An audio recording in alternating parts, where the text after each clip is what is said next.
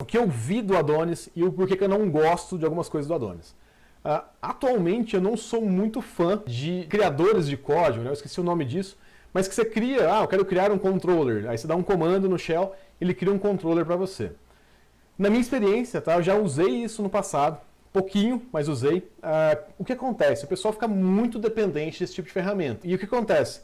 Eu não acho, hoje, que Convention over Configuration, como Adonis faz, como o CakePHP fazia, ou faz ainda, não faz tempo que eu não mexo com CakePHP, como Ruby on Rails faz, eu não acredito que seja interessante nos dias atuais.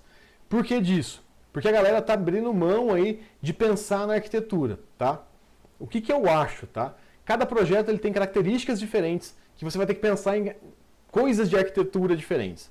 Tá? Então, se você vai fazer um projeto com GraphQL, você pode pensar de uma forma. Se você vai fazer um projeto com REST, você pode pensar de outra forma. Em alguns momentos ali no seu MVC, né, no seu Convention over Configuration, o seu view vai ser React, ou vai ser um JSON, e aí você deve ter que pensar como você vai fazer do outro lado. Então, assim, eu acredito que é muito melhor, aliás, para o seu código, que você não tenha tanto código genérico, tá? Então, hoje em dia, a gente está criando um projeto interno aqui no DevPlan, que logo vocês vão conhecer um pouquinho mais sobre ele. E uma das coisas que eu venho experimentando bastante é quanto que eu quero de gerador de código no meu projeto. Né? Quanto que eu quero esconder coisas? Quanto que eu quero ter essa facilidade realmente? Se o seu projeto é só CRUD e você não tem preocupação nenhuma com otimização no futuro nem nada, você pode ficar confiando realmente e socar a bucha ali, digamos assim. Mas dependendo da situação, é legal você refletir sobre a qualidade do seu código, refletir sobre a arquitetura que você está utilizando e fazer reflexões sobre isso. Você vai ser um desenvolvedor melhor, porque você está pensando em como organizar, e não necessariamente você vai organizar como o framework está pedindo. Porque dependendo da situação que você estiver resolvendo, do problema que você está resolvendo, você pode adotar uma arquitetura diferente. Né? Então, dependendo da situação, pode ser que aquela arquitetura que o framework ou o Adonis está te mandando fazer ali, né? Mesmo que seja Convention over Configuration, e você consiga configurar e trocar tudo, pode ser que não seja melhor para o seu projeto. E o que eu sempre falo para o pessoal é o seguinte, geralmente quando você começa a aprender em uma estrutura que é muito organizada de começo, qual que é o grande problema? Quando você está desenhando, vamos imaginar aqui uma criança desenhando. Você não pode corrigir o curso da criança, tem que deixar a criança desenhar um céu vermelho ou algo nesse sentido. Por quê? Porque ela não sabe ainda classificar cores, ela não sabe ainda como se expressar. E se você começa a colocar muita regrinha, o pessoal não pensa sobre arquitetura. Né? Então você não vai refletir mais sobre arquitetura porque você tem a arquitetura pronta.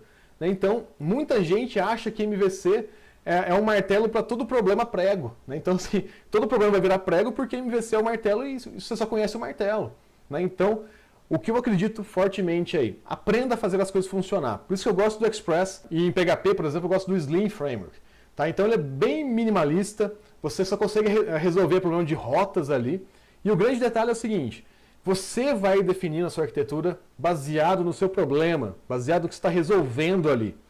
Qual que é a vantagem disso? Você começa a aprender a classificar coisas.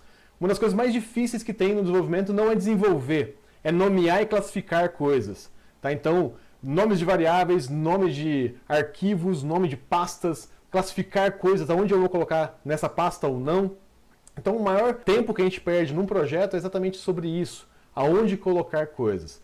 E o grande detalhe, o grande preço que a gente paga nesses frameworks, que a gente tem esses locais, é que teoricamente todo mundo deveria saber aonde colocar. E sempre vai ter uns 20% dos casos, seu ele de uso, que você não sabe aonde colocar esse código. Você vai acabar colocando em qualquer lugar e atrapalhando a leitura. Tá? Então, eu acredito que a gente tem que refletir mais sobre arquitetura, refletir muito mais aí sobre aonde colocar coisas. Como colocar coisas, como organizar coisas, aonde colocar essas coisas.